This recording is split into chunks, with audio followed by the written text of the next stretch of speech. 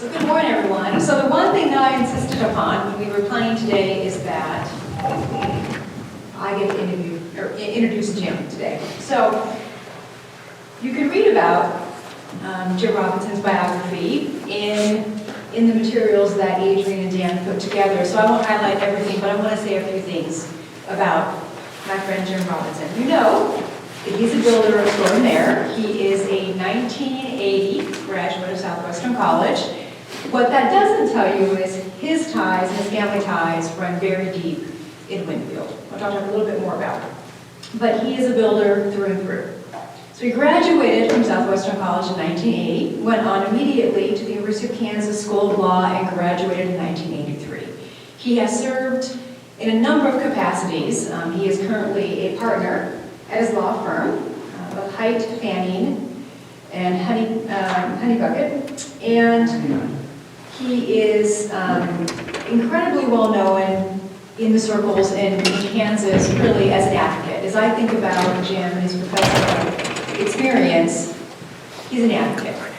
He does his work as a litigator every day, and I have to tell you, having spent some time with Jim now, his calm demeanor, I think I would hate to face him in a court. Is that a fair statement?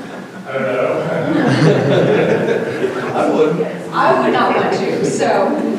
We're getting it out, maybe succeeded. But I know many have not either. So I think he can lull you into sort of a sense of security. Because he's a deeply kind individual. He has held, as you can see in his biography, many leadership roles in law in Kansas, the Wichita Bar Association, the Kansas Bar Association. He's been honored in many ways. And I think the things that honor his heart the most knowing him are the things that are about advocating for justice. When I think about Jim as a human being and why I asked him to speak today, is not about law. Although I imagine he'll say some things about law today. When I think about Jim, I think about a few words. I think about he is a kind and generous person. He has a deep heart, a love for people, an innate sense of fairness and justice. So you might think this is a bit of an odd topic for a conversation about vocational discernment today. As Dan pointed out earlier, at the top of our hour at 9 o'clock, this summit today, and Jim's presentation and this broader summit day, was part of the planning for a grant that the college received last spring for this academic year from NetView, which is the Network for Vocation and Undergraduate Education, which is a group that the college belongs to. The entire reason for being for this organization is to help colleges and universities like us help our students find the paths for them in the world that make sense, that lead with their strength and their gifts so that they can become the people in the world they're supposed to become.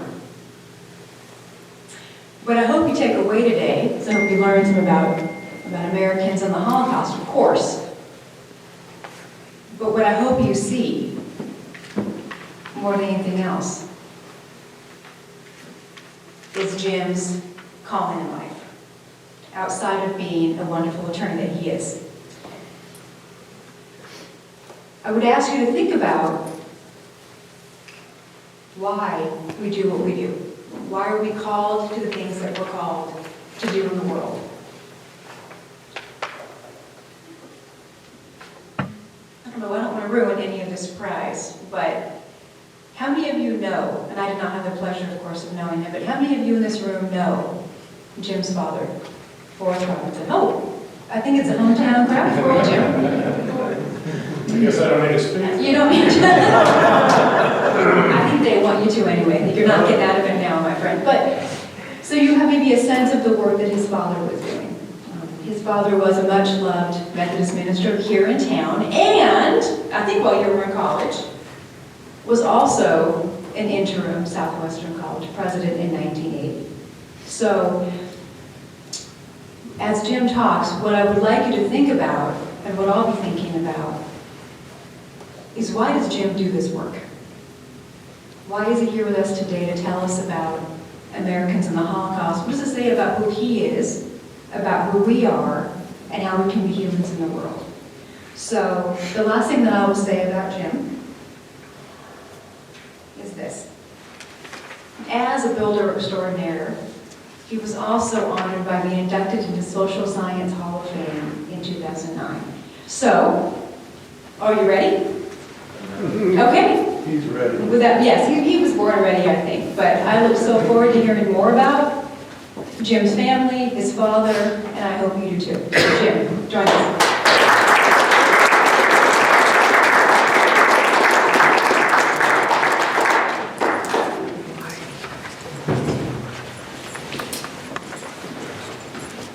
So it's good to be home. Thank you for that introduction, Liz.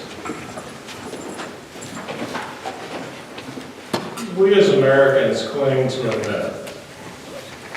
And the myth goes like this. Americans didn't know much about the persecution of Jews until the spring of 1945 when American soldiers liberated concentration camps. That story may feel good based on America's action toward the Jews, but it's just not true. And I'm here to tell you that's not right. Throughout the 1930s, Americans had a lot of information. Most Americans subscribed to at least one newspaper. They listened to radio stories. They saw the newsreels at the cinema before the feature film started. And for those who were watching, the American press was focused on Nazism. Hitler's rise to power in 1933, as well as the collapse of Germany's democracies, were top stories in the American press. And anyone who was paying any attention would know that anti-Semitism was central to Nazism. The American press didn't miss that. It was well reported. And anyone who was watching would know that this new German regime was persecuting Jews in different and more violent ways. In November of 1938, the Germans declared war on the Nazis. There was a 2-day terror campaign that occurred nationwide in Germany and Austria. It was called Kristallnacht, which translates as Night of Broken Glass. 1,000 Jewish synagogues, 7,500 Jewish-owned businesses were destroyed. 30,000 Jewish men were rounded up and sent to concentration camps. Hundreds died from brutal mistreatment. Kristallnacht was widely and repeatedly covered in the American press. It was something that you would not miss. And anyone who had eyes to see and understand this evil and hatred that the Nazis had unleashed could tell that this regime was capable of almost anything. Sure, Kristallnacht sparked criticism here in America. President Roosevelt, in particular, when he was addressing a group of reporters, said, "I could scarcely imagine that things like this could occur in a 20th century civilization." But despite the criticism, there was very little action in response to Kristallnacht. And just to continue the timeline of the news, if you were continuing to pay attention to the news in 1942 and 1943, you would know that the mass murder of Jews was happening. Even so, the persecution of Jews was never the top story. Never was.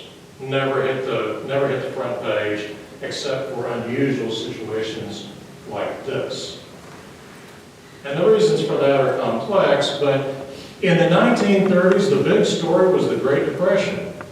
Remember that in 1933, when Hitler was elected Chancellor of Germany and Roosevelt was elected President of the United States, the Great Depression was at its lowest point. America was focused on combating unemployment, poverty, hunger, and it was becoming increasingly internal. It was isolationist, it was anti-immigrant. And Americans were struggling with their own racism, their own segregation, their own Jim Crow laws. All of that was in play in the 1930s. And if you move to the 1940s, the main story was the war itself. Sure, some noticed the persecution of Jews. We had Americans of all faiths that hit the streets. They marched. They signed petitions. They donated aid campaigns. But saving Europe's Jews never became a priority for most people. The reasons for that are complex, and your chairs are not comfortable enough, and your attention spans probably aren't long enough to take all of that in. But let me just hit it at a high level. Anti-Semitism at that time was at a historic high. Conspiracy theories abounded about a cabal of international Jewish bankers who were bent on taking over the world. And for many white Protestants who were concerned that they might be replaced by immigrants, they began to embrace a pseudoscience called eugenics. And eugenics basically taught that there are socially defective people in the world, and those people should not be allowed to reproduce. In other words, they're not worthy of life. And unfortunately, Jews were among what they considered the lesser breeds. That theory was later used by the Germans to justify death camps. And a lot of the eugenics work came out of the United States. Hitler studied American eugenics. Also at this time, American views were being shaped by something that would later be called the Christian identity movement. Now, for those of you who are not familiar with that, it goes by various terms. Another term is British Israelism. And these views cross the Atlantic. They come out of Great Britain, they come out of Norway, they come out of Germany. And the theory was that Aryans and Anglo-Saxons were in fact the lost tribes of Israel. That the Bible was not written for Jews, the Bible was written for the white race. And it was the white race that would be the group that would prevail in the culture. This was a very prominent belief system in Great Britain. If you look back at Rudyard Kipling's poem Recessional, which was written for the Golden Jubilee of the Queen in the late 1800s, it is the anthem to British Israelism. And in it, he refers to Gentiles and the lesser breeds. It was clearly a powerful force. And for those who were watching this Christian identity movement, some saw the rise of the Third Reich as the divine state. It is the essence of Christian identity. And when that movement then crosses the Atlantic and comes into the United States, we have then religious-centered organizations like the Ku Klux Klan, the Knights of the White Camellia, and other organizations of similar ilk. And then just a final point. At this time, and this is just unbelievable, but there was a centuries-old, what they call a blood libel legend. And the story is that Jews in secret ceremonies would drink the blood of slain Christian children.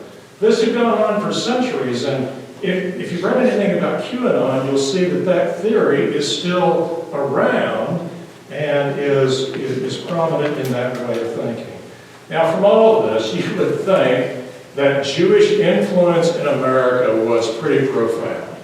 But that's hugely exaggerated. In the 1930s, Jews accounted for less than 4% of the U.S. population. By the mid-1930s, pro-Nazi sentiment had also taken root in this country. In 1936, the German-American Bund was formed. The Bund and its over 200,000 members subscribed to anti-Semitic beliefs. They dreamed of a fascist America. And sometimes the Bund's pro-Nazi propaganda reached large audiences. So 3 months after Kristallnacht, when you had a major event in Europe that showed what the Nazi regime was all about, in February of 39, at New York's Madison Square Garden, 20,000 people turned out to hear anti-Semitic rhetoric coming from German-American Bund leaders that were dressed in Nazi uniforms, and the audience was snapping to the Nazi salute, and the crowd was cheering Heil Hitler. I know that seems kind of unbelievable, but that was the culture at the time. Pro-Nazi sentiment was very, very strong in the United States. This handbill that promoted the event, you'll notice this is occurring in conjunction with George Washington's birthday. And they say it's a mass demonstration for true Americanism. And in this, they refer to white Gentiles as being the ones who will save what they refer to as Christian culture. There are other pro-fascist organizations of similar ilk.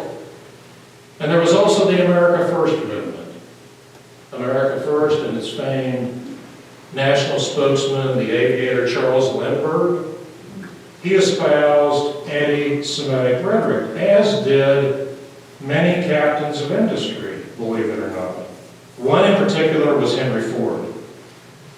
Henry Ford was virulently anti-Semitic. In fact, in a 1923 news story in the Chicago Daily Tribune, Adolf Hitler offered the following comments about who he referred to as Heinrich, Henry. He said, and by the way, at the time, Ford was being discussed as a potential presidential candidate. So Hitler wrote, "I wish that I could send some of my shock troops to Chicago and other big American cities to help in the elections. We look on Heinrich Ford as the leader of the growing fascista movement in America. We admire particularly his anti-Jewish policy, which is Bavarian fascista platform. We have just had his anti-Jewish articles translated and published. The book is being circulated to millions throughout Germany." Really? Henry Ford? And this was 10 years before Hitler was elected Chancellor of Germany.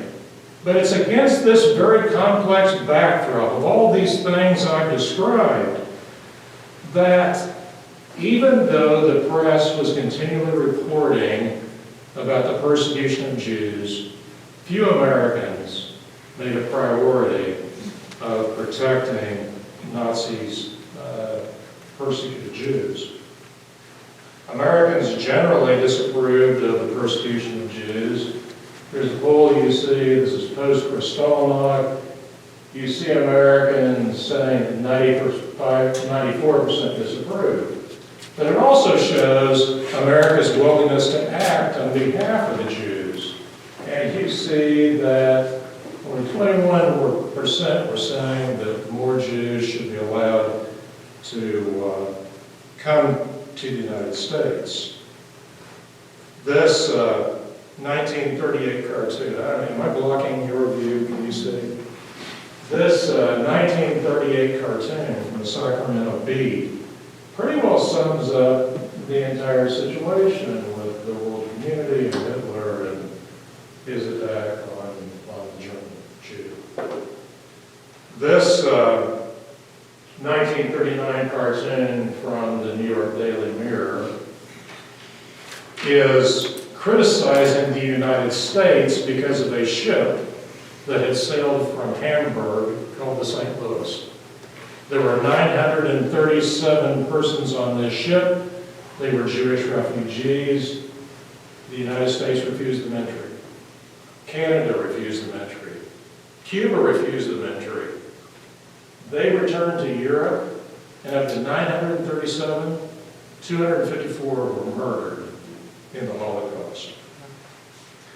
As the war was unfolding, this September 1939 poll shows that Americans were largely in favor of supporting England, France, and Poland in this war, but when it comes down to should we send our Army and Navy to fight against Germany, 84% said no. Even as the Germans were rapidly rolling across Europe, this 1940 Gallup poll showed that 93% of Americans still opposed sending soldiers to fight against Germany. What's important is that at this time, May of 1940, the Germans now have 3.3 million Jews from Poland and 500,000 Jews from other countries that are now under Nazi rule. It wasn't until Japan attacked December 7, 1941 that the tide turned in favor of entering the war, because then it became a war of ideals. It was democracy versus fascism. That's what we were fighting.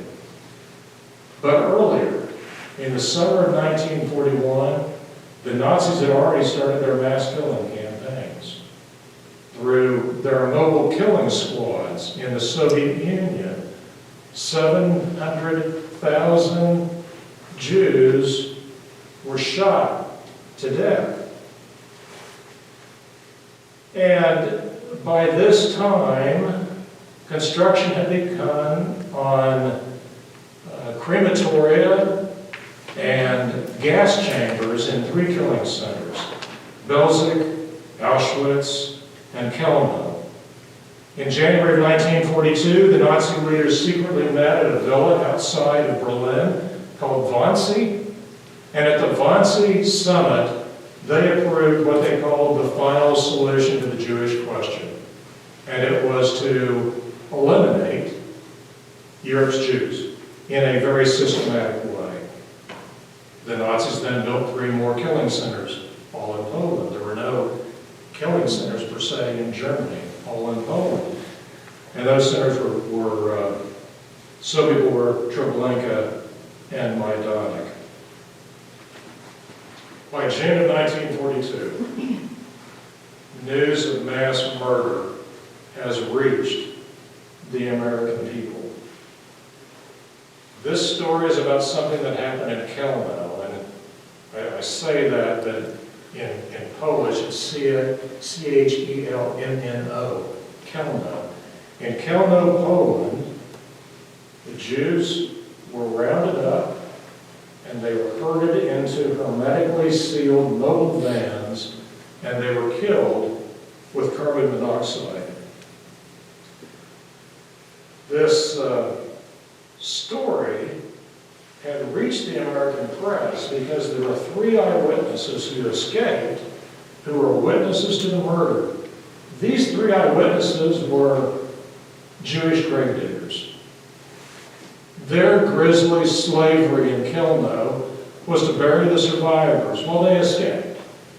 And they made it to the Polish underground. And they disclosed to the Polish underground that in Lodz, Poland, the Germans had rounded up the Jews, they had herded them up to Kelno, and they had executed them in mobile vans, and you see 700,000 people were dying. This is in the American press, June of 1942.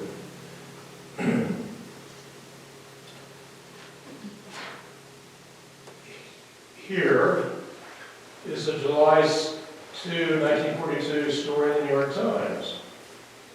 It's about the same event. I'm displaying this story because it runs on page 6. The news about this was never front page stuff. The front page stuff was all about what was going on in the war. Now let me set the stage for why this stuff becomes irrelevant for most Americans. Most were skeptical of these reports of atrocity. And that seems really strange for us because 78 years later, we've seen the visual evidence. We've heard the oral histories from the survivors and the liberators. We know exactly what happened. We know that it was a distinct historical event. But in the 1930s and 1940s, the people had just heard rumors. They hadn't seen the visual evidence. And stories of mass murder were so far beyond belief that most Americans couldn't accept it. And that's true all the way up through our highest levels of government. After all, these are white people. And these reports came from one of Europe's most advanced democracies. It is human nature to want so badly to define our humanity as a species that cannot do these horrible things, that we tend to discount it. We don't want to believe it. We don't want to believe that our species could possibly do these things. And for people at that time, in the 30s and 40s, who had lived through World War I, there had been plenty of atrocity stories against the Germans, and they turned out not to be true. Now, I'm not saying all of this to offer an apology for American inaction. I think it's just important to recognize that the magnitude of this crime is so great that it is simply beyond belief. Here is a January 1943 Gallup poll. It shows that 48% of Americans thought the reports of mass murder were true, while 28% thought it was just rumor, and 24% had no opinion. By late 1944, a Gallup poll showed that 3/4 of Americans believed that the Nazi mass murder campaign was occurring, but you see, most could not grasp the scale of the crime. When we talk about World War II and the Holocaust, we talk about them as if they are separate, disconnected events. But what we fail to recognize is the Nazis are fighting two wars. They were fighting one war against the Allied nations. They were fighting the other war to annihilate the Jews of Europe. Well, in response, the Allies were fighting one war. It was a war of ideals. Democracy over fascism. That was the point. And for the Roosevelt administration, the message was consistent. The killing stops when you stop the killers. Roosevelt believed that to divert any resources to rescue Jews would simply detract from the war effort. Now that seems, for many today, probably morally bankrupt, but it was a consistent logic in the American administration. On June 6, 1944, D-Day, when American troops first set foot on German soil, they did so far from the killing centers in Poland. 5 million Jews had already died by the time Americans were on the ground in Europe. But in 1945, as American troops were fighting their way into central Germany, our soldiers became some of the first eyewitnesses to the evil of the Holocaust. And this is where my dad comes in. Corporal Forrest Robinson, 104th Infantry Division. He landed on the beach at Cherbourg, France on September 7, 1944.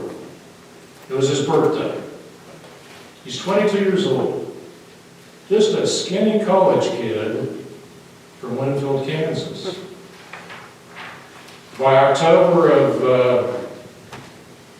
1944, the 104th Infantry Division had pushed into Belgium. By October, they were coming close to the city of Aachen, the German city of Aachen. But in December, they were forced into defensive positions when the Germans waged their last major offensive of the war, which we call the Battle of the Bulge. It was a brutal, snow-packed, frigid landscape. The fighting was fierce. To put this in perspective, 16 million Americans fought in the war, 400,000 died, 100,000 died in the Battle of the Bulge. Those who fought through the Battle of the Bulge saw the worst that war could dole out. By March of 1945, the 104th had crossed the Rhine. They're pushing their way into central Germany. The war was virtually over. Germans were surrendering in mass numbers. And for these battle-weary Americans who had seen so much death and made so many sacrifices, they began to question, was this war of ideals really worth the fight? Because when the fighting is over, what is there left that is worth fighting for? Well, what they found changed all of that. It was more than a war of ideals. During the Battle of the Bulge, my dad was badly injured by a mortar shell. After the war, he had 7 surgeries to repair his leg. But in April of 1945, he was pressing on. So he and a group of his buddies are on a dirt road outside the town of Nordhausen on April 12th of 1945. His commander rolls up in a Jeep and tells them that there is something ahead that a tank division had discovered the day before. Remember that we're at the end of the war. The armored divisions are racing for Berlin. They didn't have time to stop and check things out. So their orders were to check things out. Before I continue, I need to tell you a backstory in order so that all of this makes sense. The year 1942 was not only the year of the final solution to the Jewish question, it was also the year that Germany went to what they call total war. All German able-bodied men had been drafted. In order to keep the economy running, the Nazis developed the largest slave labor system in history. And this hasn't been, I don't really hear much talk about this. But by August of 1944, which is about the time that my dad is landing in France, 6 million slave laborers are working for the Reich. They're working in big businesses, in small businesses, on farms. And the concentration camps in which they lived literally covered the German landscape. They were everywhere.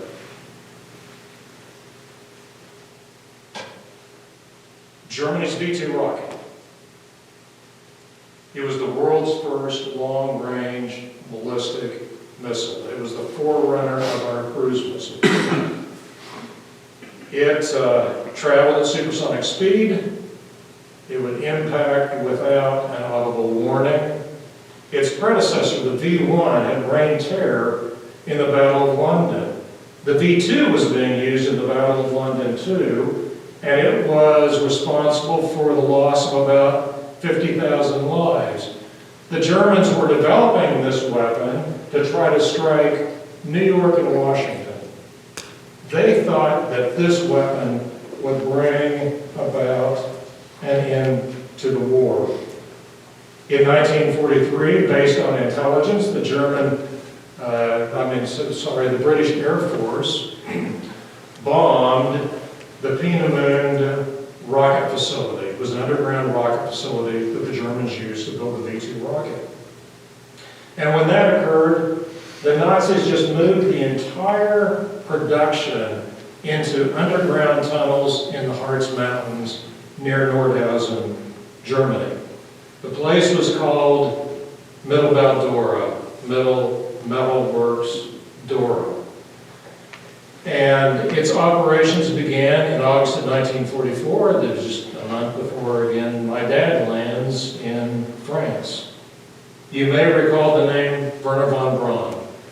At the end of the war, he was whisked over to America, and he became the father of America's space program, where Mittelbau-Dora was his personal playground. Slave laborers built these V-2 rockets in damp underground tunnels. There was very little ventilation, very little sanitation, very little food, no medicine, no heating, and very little light. It was not a death camp per se. But the Nazis had figured out how much food you can feed a human being for 6 months and keep them alive. They didn't need them longer than that because they had a constantly replenishing supply of slave laborers. And since this V-2 rocket was a sophisticated, guided system, the risk of sabotage when it's being built by their enemies of the Reich are pretty significant. And so the Nazis would use public executions in order to instill fear and ensure discipline. When workers arrived at their workstation, there was often a laborer who was hanging above the workbench. It was a reminder of the penalty for sabotage. Diseases thought long to have been eradicated, like tuberculosis and typhoid, flourished in these conditions. The daily death rate soared. A crematory was built. 60,000 slave laborers worked at this camp. 20,000 died. And this is from the period August of 1944 through April of 1945. We have 20,000 people who died at this camp. They died of mainly either starvation or lack of medical care. The conditions of life were so bad at Mittelbau-Dora, the slave laborers who managed to make it out would repeatedly call those hell on earth. My dad, of course, didn't know this backstory when he was on that dusty road on April 12th of 1945. In fact, he had no idea what he was about to encounter. And there was nothing he had seen on the battlefield that would prepare his 22-year-old mind to process what he was about to see. As they approached Mittelbau-Dora, there was no resistance. The SS officers had already fled. And they put all able-bodied prisoners on a death march to the Bergen-Belsen concentration camps, where you see the German officers had an order that there would be no live witnesses to mass murder. As Robinson approached, he picked up the distinct odor of death. He saw the high, electrified barbed wire fence, the watchtowers. He saw the gate. He passed through the gate, entered the open roll call area. It's where they would count the prisoners. And I'll call them prisoners because they would. And where they counted the laborers twice a day. And in that roll call area, he saw row upon row of dead people dressed in striped pajamas.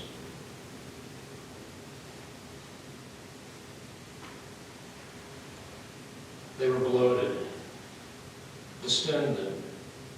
They were gray and rotting in the hot sun. There were open pits, and there were human beings that were burning in the pits. And Robinson said that the stench was so horrid, it did almost final violence to his senses. His commander came over and asked him to check out this low-slung barracks building that apparently was a hospital. So he entered the doorway, and on his left side, there were cots that had been jammed together.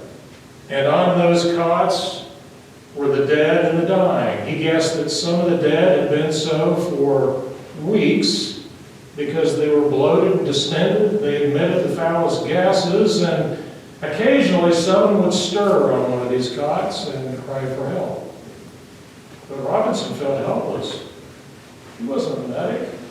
He wasn't there to attend to their needs. He turned to his right and he noticed a stairway. And under this stairway, he saw bodies that were piled like cordwood. He just couldn't handle it. He bolted out of that door. He ran out to the assembly area. He grabbed the side of his commander's jeep.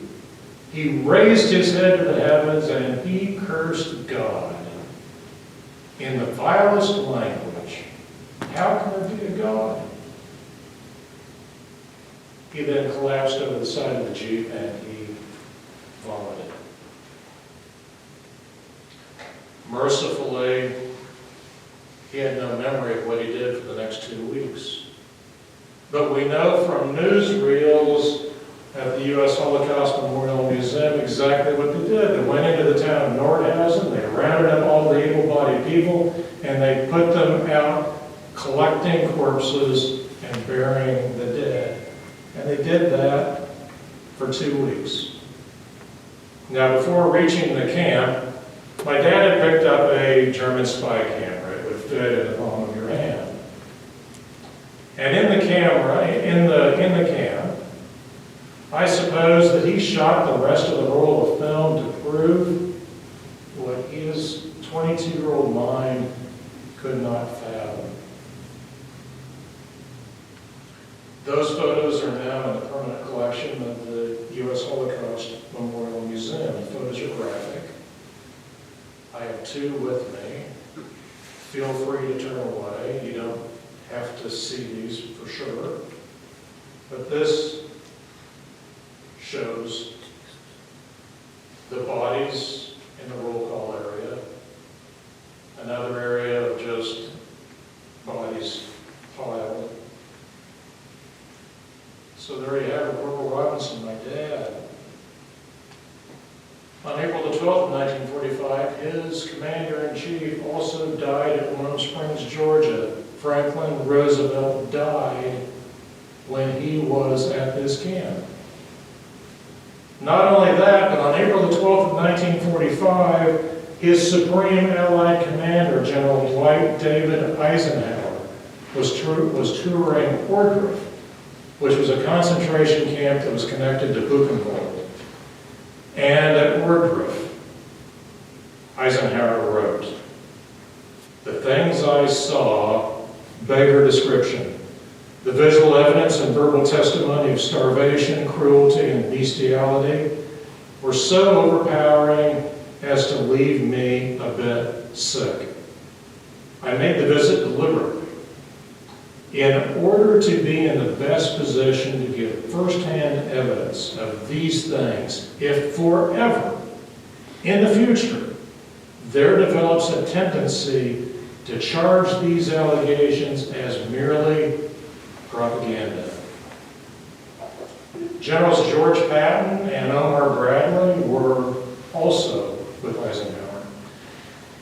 Bradley recalled in his memoir that at this moment when Eisenhower was noting this, Eisenhower's face turned white as a mask. He noted that General Patton went over to the corner and vomited. Bradley himself felt sick. This is more than a war of ideals. These battle-hardened Americans were seeing the evil they had defeated on the battlefield. These guys were America's first eyewitnesses to the Holocaust. It's no longer just rumors. We are now reporting these things in real time to the American press. So there you have it. We tend to have this belief that we are the masters of our fate and the captains of our soul, but as the Beatles' John Lennon says, life is what happens to you when you're off making other plans. And sometimes life puts us on paths we do not want and we do not choose. But sometimes those paths are the crack that lets the light in. And so it was for my father. What he witnessed, he could never unsee. It was a repulsive violation of his personhood. If he had had the opportunity to crawl out of the body that had seen those things, I think he would have done it in a heartbeat. You could hear it in his voice when he would talk about his experience of the Holocaust.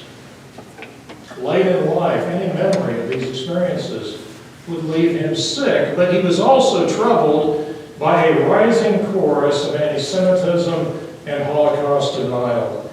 And he understood that when something is just unbelievable, that people will tend to discount it. And so he dedicated his later years to speaking about what he witnessed.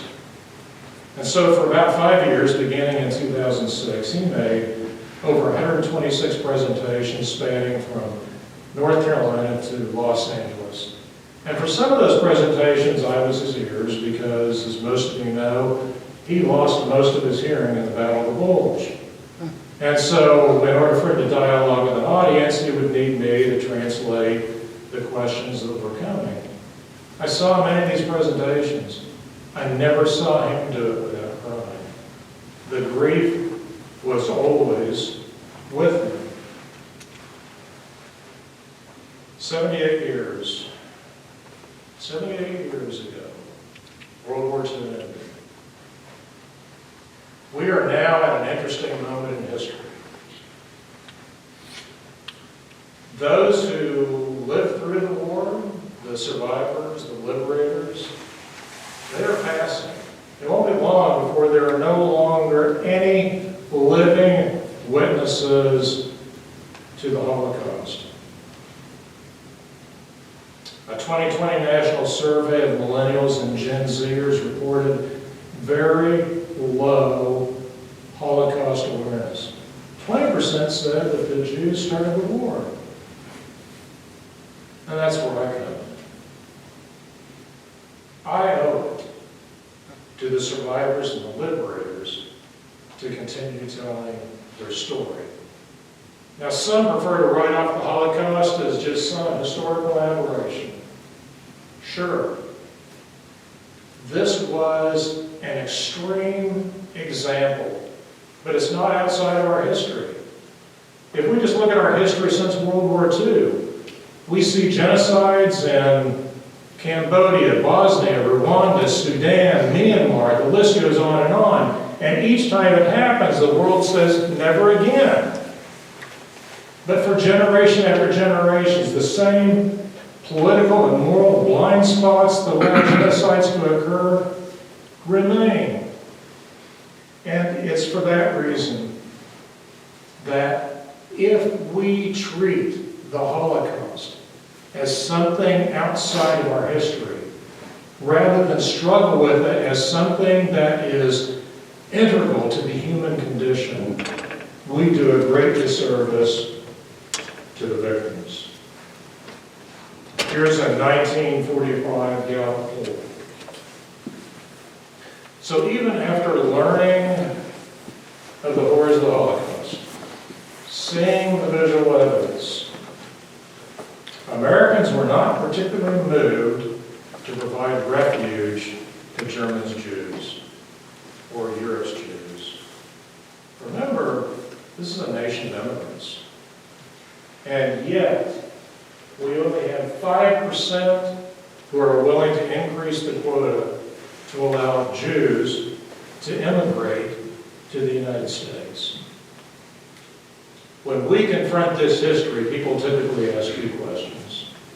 How did the Holocaust happen? Well, there is a ton of research and documentation that will tell you that in spades.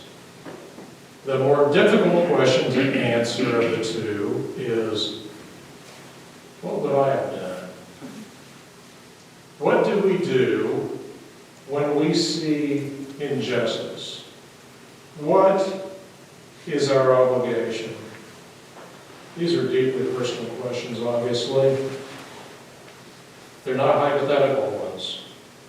Holocaust denial and anti-Semitism are on the rise. Hatred, intolerance, racism, notions of racial superiority are also prominent. Hopefully, if this plays. This is from my friends at the U.S. Holocaust Museum.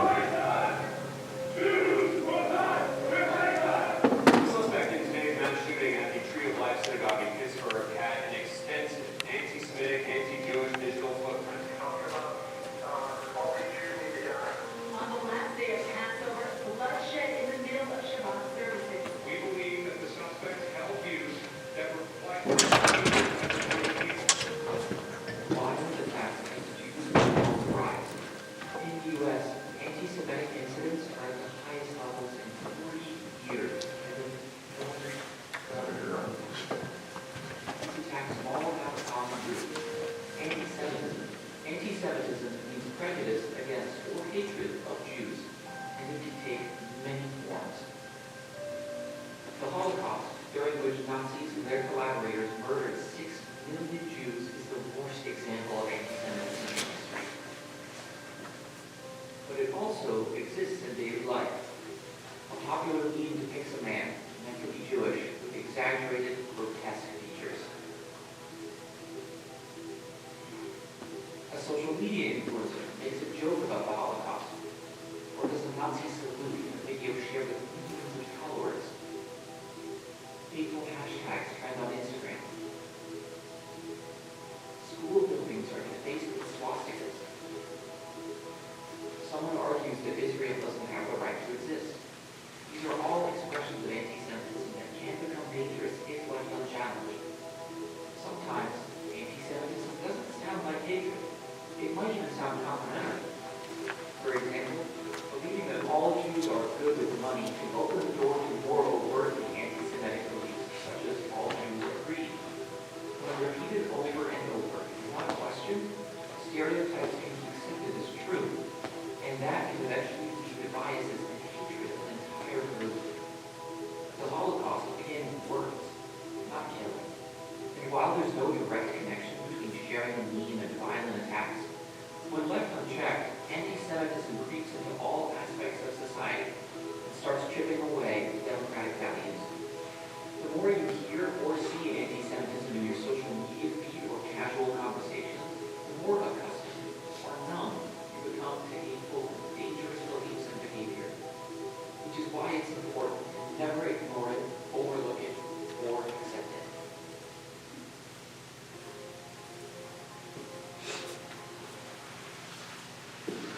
Unless you think that these things happen in places far away. These pamphlets were distributed in the College Hill neighborhood in Wichita. They're blaming the Ukraine war on the Jews. They're blaming the gun control problems. They're blaming mass immigration on Jews. The media, it's a Jewish plot. This is really serious stuff. And we are seeing even more of it with the problems that are currently in Israel. Now, on this Martin Luther King Day, we know that the critical questions that the Holocaust raises are bigger than Holocaust history and have broader application. My dad would say that when you see injustice, you cannot remain indifferent.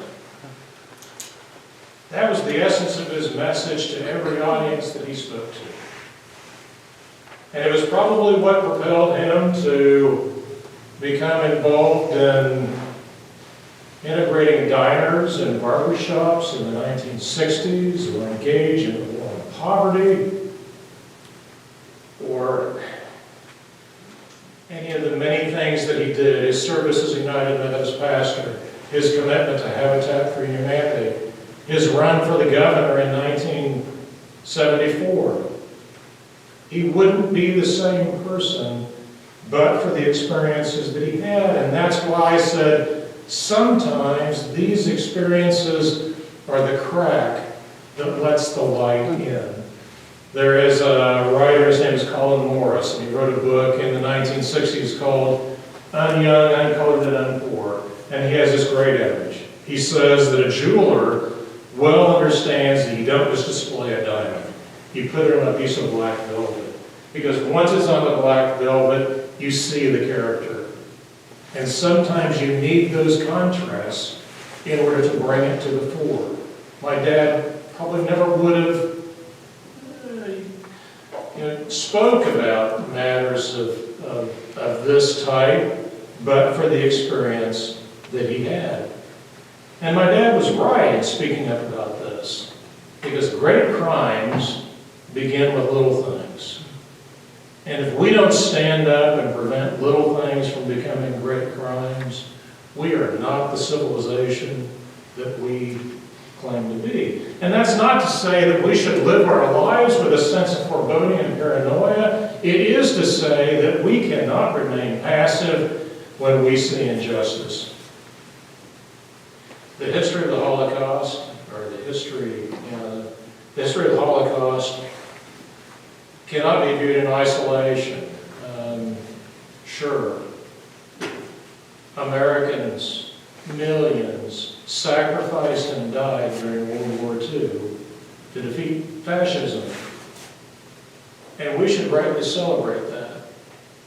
But at the same time, when we piece together what Americans knew about what was going on with the Jews of Europe, and if we're really honest with ourselves, we would say that Americans could have done so much more to fight that other war. So that's how my dad and I became involved in this work. It's too important to ignore, and so we do it. Thank you.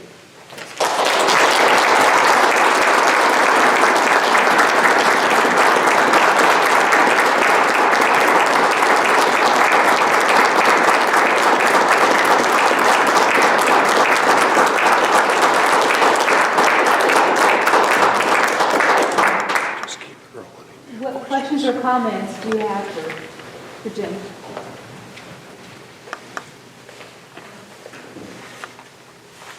Well, I do. I've asked every question today. Not all questions. Does it ever get, having done a lot of work in grad school, as you know, on genocides and ethnic conflicts and all that, I don't do that work anymore as an academic. I do other work. But I'm curious for you, because we all figure out how to make it work in our worlds. Does it ever get too much? Does it ever feel too hard?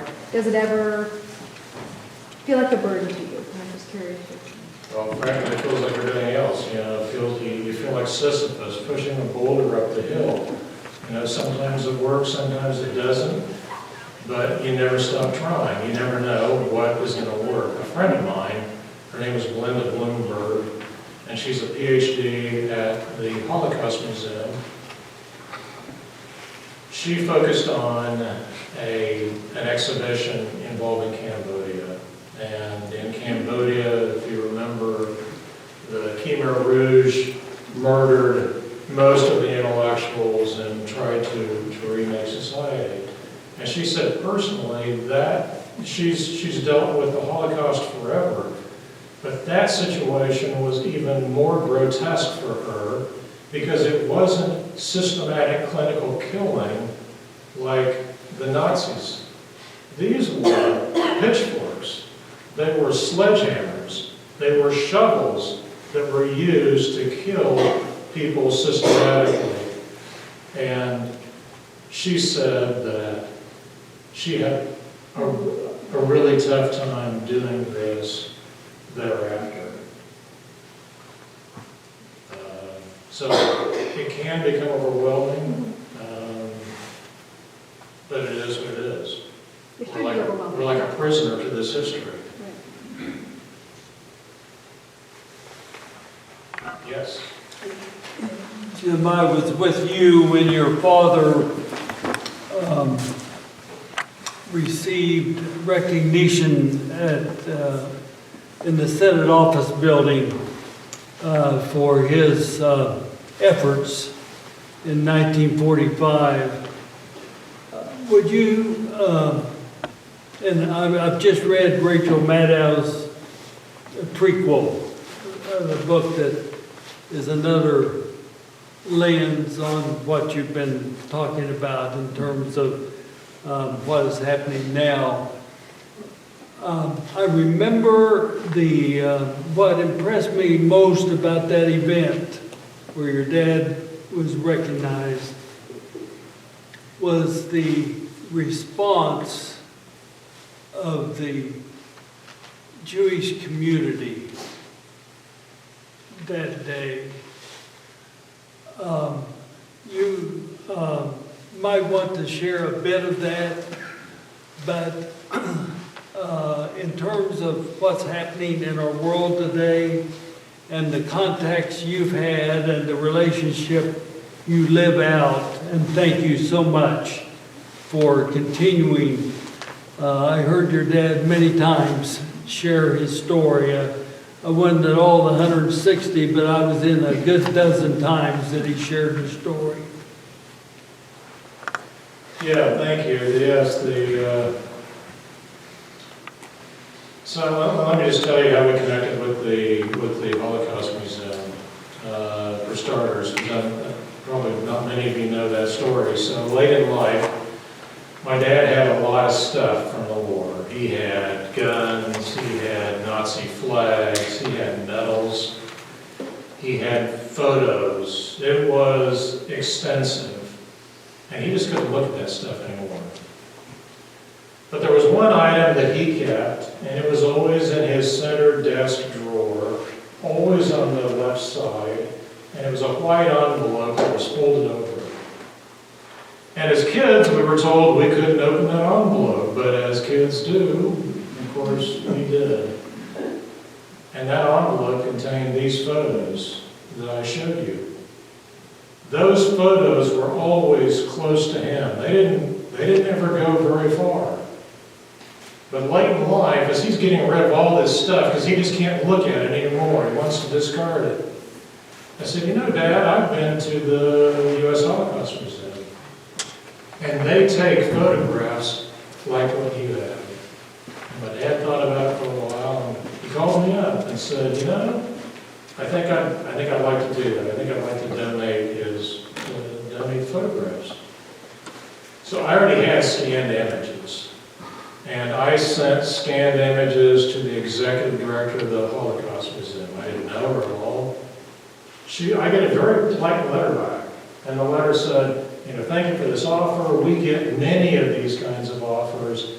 We may take it. If we don't, we can send you somewhere where they'll find a home. But she said, don't send me the originals now, just send me what you have. So I sent images. Within 5 minutes, I had a reply back saying, we would be honored to have your dad's photographs. Because at the end of the war, the Signal Corps went through and they took photographs of all of these camps, and those photographs got pushed out widely, and they ended up in like people's basements and attics, and people are coming in with these photographs, and they don't want any more of those, but they did want my dad's photographs.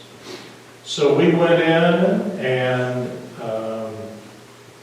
we went to Washington. We donated the photographs, they took his oral history, and he became what they refer to as, I've lost the term, but it's like honor among nations. And it is the highest respect for the Jewish community. But at the same time, I'll tell you, this is just inside baseball stuff, but my dad was personally frustrated because he wanted to be a spokesman for the Holocaust Museum and do more direct promotion under their banner, but they always kind of held him at arm's length. And I felt the same thing. My dad basically died as a result of a presentation he made at Cape and Mount Carmel School. He was on stage for 2 hours, and shortly after that he had a stroke that ended his life. But before that, he and I were supposed to go on this trip called the March of the Living. The March of the Living is a Jewish organization. They bring Jewish high school and college kids from around the world to Auschwitz, and they do a Holocaust study, and then they go to Tel Aviv and they do a study of Yad Vashem. We were to go on that trip, and when my dad died, I called the people at March of the Living and said we won't be able to go. One day I was at Chicago O'Hare Airport. I was eating a hamburger in one of the restaurants there in the airport. I got an incoming call. It was a New York number. Typically I wouldn't answer that. But I did. It was this guy from the Holocaust Museum saying he would be honored if I would go on this trip in my dad's place. I'm sitting there eating a hamburger and tears are coming down from my face because this is less than a month after my dad died.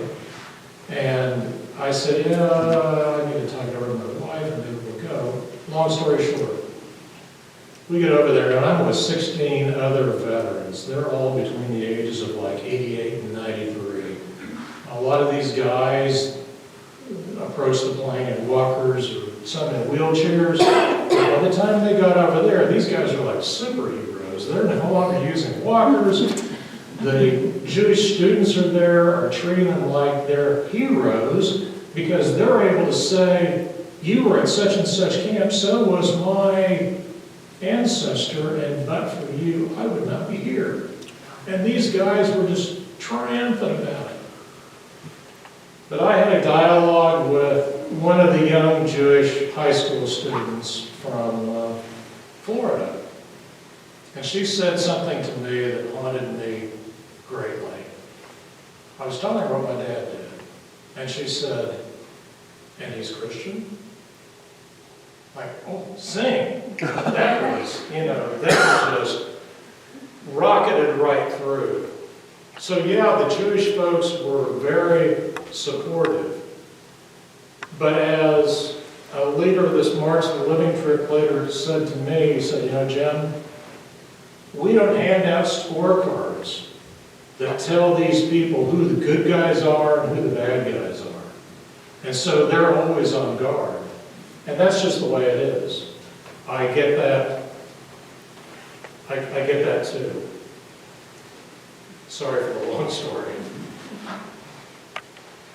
Jim, I'd be curious if you'd comment a little bit about your thoughts on what are the best strategies for educating young people, junior high, high school, college, on the realities of our country's flaws and failures, and yet balancing that with, some of the appreciation one might have for our better points. How would you comment on how we should navigate some of that education? Well, I wish I had an answer for that. The reason why I undertake this task is the point about belief. When things are beyond belief, we just don't accept it. We just discount it. We think it can't happen, won't happen. But it's important for people to recognize that in situations of injustice, you have to stand up. You've got to speak up. You know, as that video said, you can never ignore it. That's the point.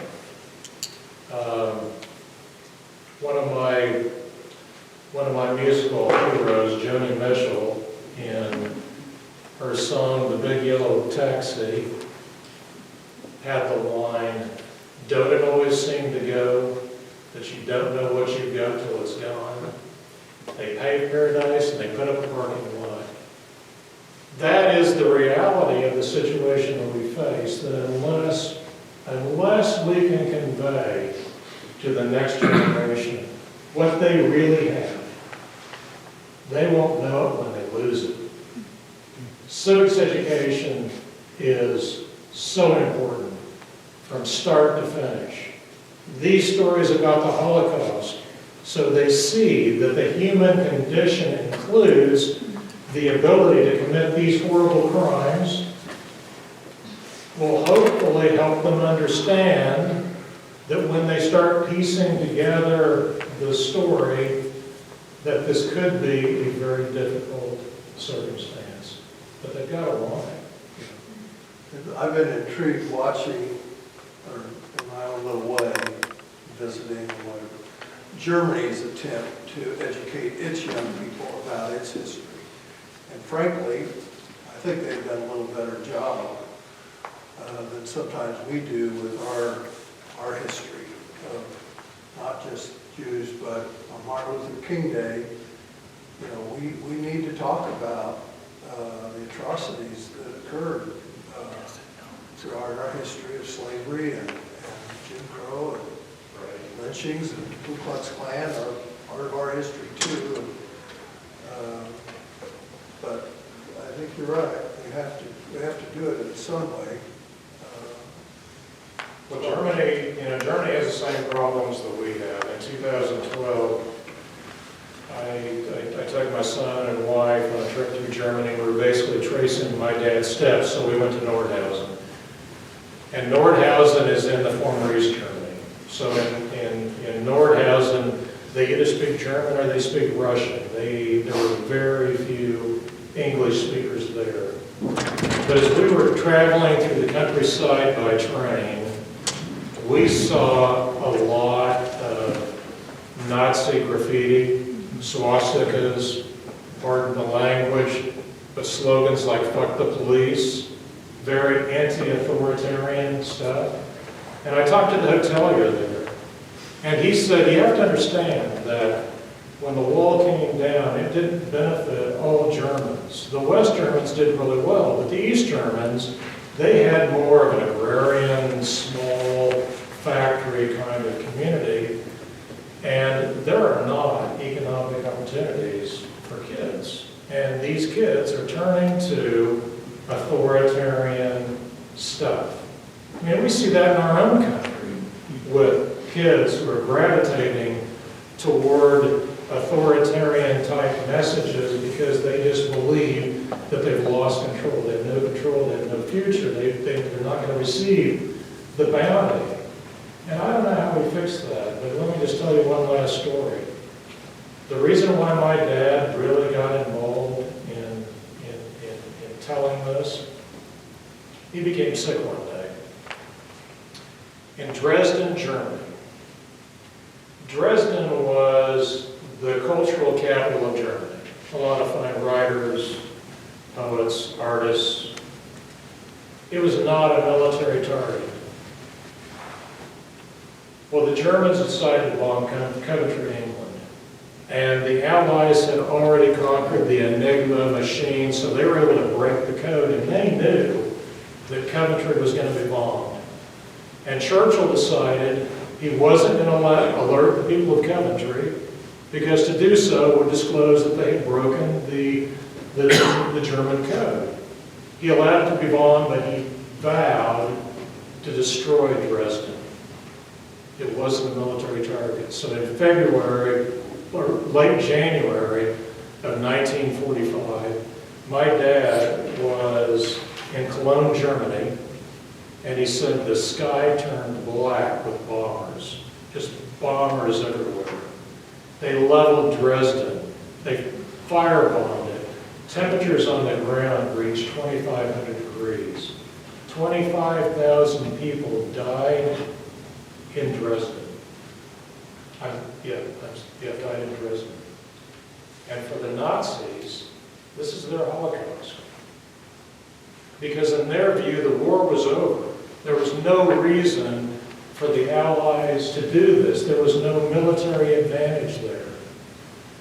What made my dad sick was in Dresden, there's the old city, the new city, and you cross the Elbe River on a bridge to get over to the new city. There was a march. And in Germany, Nazi regalia, Nazi symbols are banned. But there was a neo-Nazi group that started in the old city and moved across the bridge, and they were marching in lockstep. And my dad just got so sick about that. He thought, how could this happen again? And that's why he started really talking about it, because otherwise, this stuff was really painful for him to talk about. It's not something that was first nature for him. But the miracle of Dresden is, 1 year later, ordinary German people went to that bridge, they locked arms, and they prevented the Nazis from marching across the bridge, and that's been true ever since. We will always have these troubles. We can do all the education in the world, and it might help, but these things will never go away. Sorry, that's my dour view of the human condition.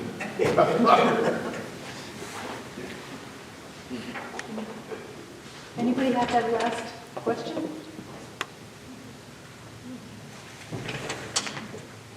What does it mean to have your dad's name, to have the same name as your father? What significance? It's Forrest Robinson. Let me show you. If you are interested in more, this book called Americans in the Holocaust was produced by Danny Green, who was the curator of the exhibit at the Holocaust Museum by this same name.